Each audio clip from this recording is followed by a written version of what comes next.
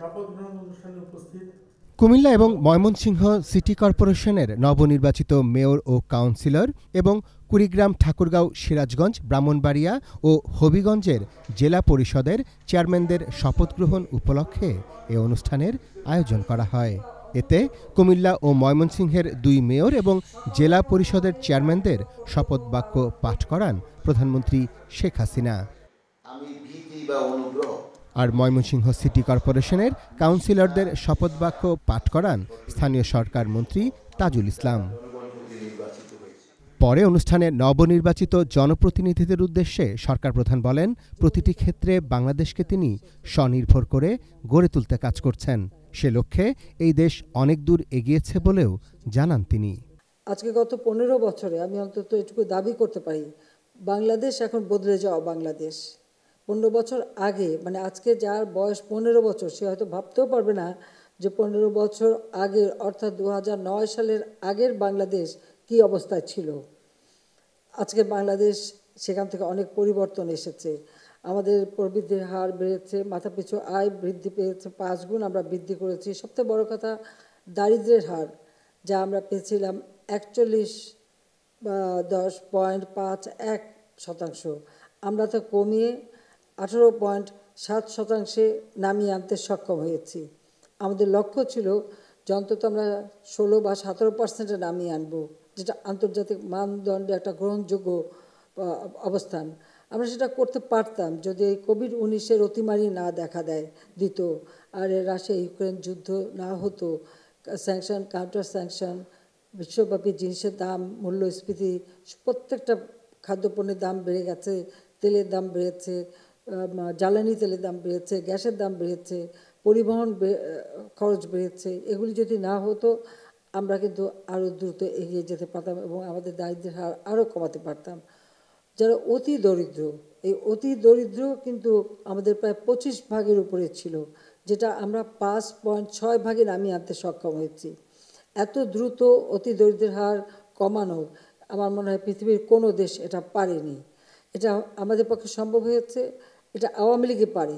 তার কারণ হচ্ছে আমরা খুব পরিকল্পিতভাবে পরিকল্পনা নিয়েছি এবং আমরা লক্ষ্য স্থির রেখে পরিকল্পনা নিয়েই কাজ করেছি বলেই এটা সম্ভব হয়েছে। এবং আমাদের এখন লক্ষ্য হচ্ছে যে বাংলাদেশে কেউ আর ভূমিহীন থাকবে না, গৃহহীন থাকবে না, অতি দরিদ্র বলে কেউ থাকবে না, অন্তত সকলেরই কিছু উন্নত হবে।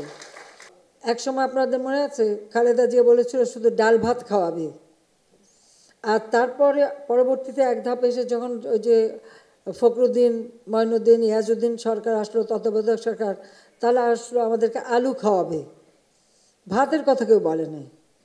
কিন্তু আওয়ামী লীগ সরকার আসার পরে আমরা কিন্তু উৎপাদন বাড়ানো এবং আমরা মাছে ভাতে বাঙালি, কাজে মাছে ভাতের ব্যবস্থাটা আগে করা, সেটা কিন্তু আমরা করতে পেরেছি।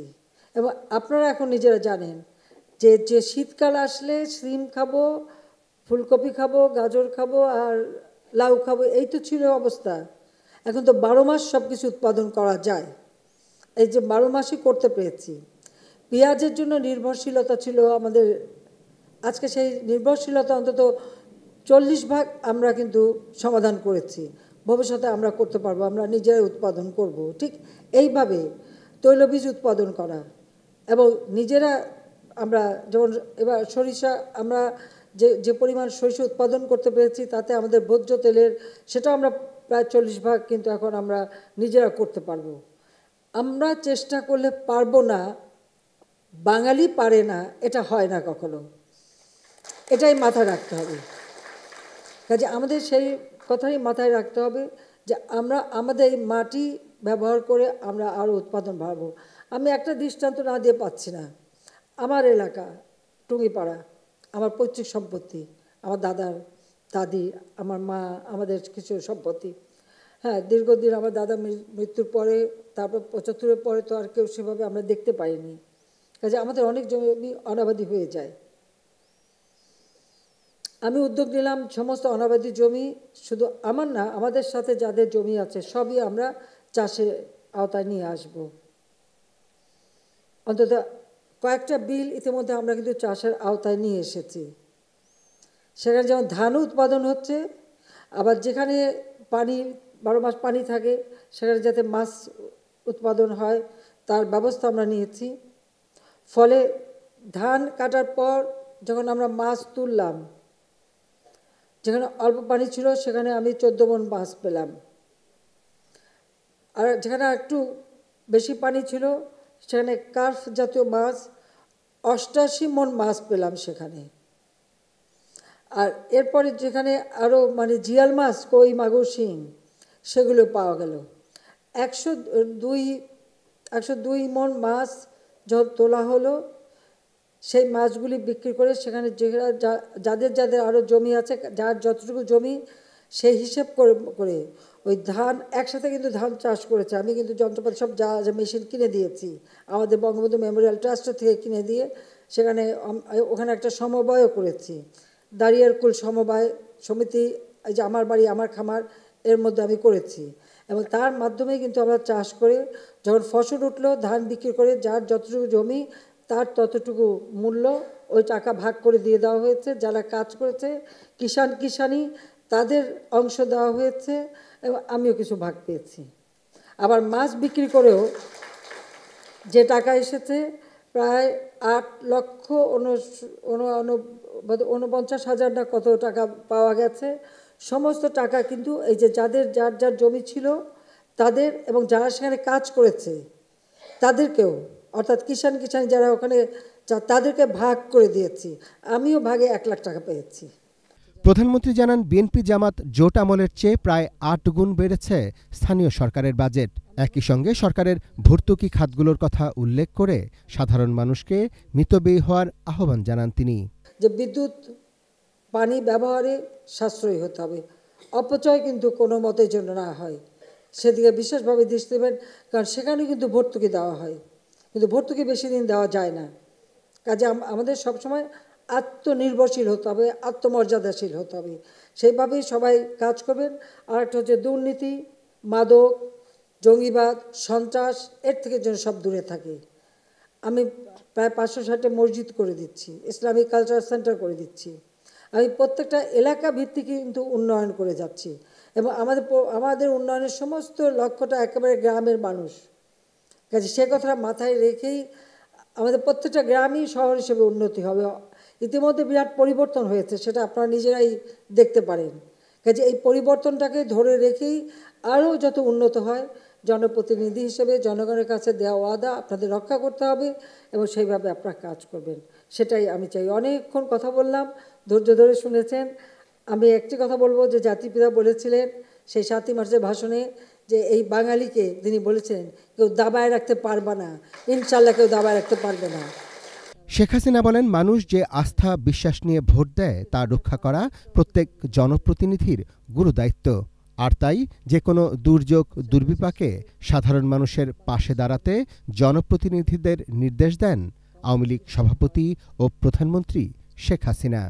আমরা আমাদের দেশ এই বাংলাদেশ, ইনশাল্লাহ আমরা ইতিমধ্যেই 2020 সালে জাতিপিতার জন্ম শতবার্ষিকী উদযাপন করেছি।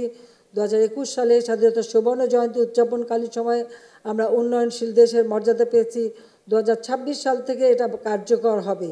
এই কার্যকর করার ক্ষেত্রে আমাদের আর্থসামাজিক উন্নয়নের গতিধারাটা অব্যাহত রাখার জন্য সবাইকে আন্তরিকতার সাথে মানুষের পাশে দাঁড়িয়ে মানুষের সেবা করে মানুষের কল্যাণে কাজ করবার আহ্বান জানাচ্ছি। একটা ভোটের কিন্তু অনেক মূল্য, এটা মাথায় রাখবেন। কাজে এটা যেন কোনো মতে মানুষের আস্থা বিশ্বাসটা যেন আপনারা না হারান, সেইভাবে মানুষের পাশে দাঁড়িয়ে কাজ করবেন, সেই আহ্বান জানিয়ে ইনশাআল্লাহ বাংলাদেশ আমরা স্মার্ট বাংলাদেশ গড়ে তুলব। আমরা কম্পিউটার শিক্ষা, ওয়াইফাই কানেকশন, ডিজিটাল সেন্টার করে দিয়েছি। বঙ্গবন্ধু স্যাটেলাইট 1 উৎক্ষেপণ করেছি, 2 উৎক্ষেপণের জন্য আমরা ইতিমধ্যে প্রস্তুতি নিয়েছি।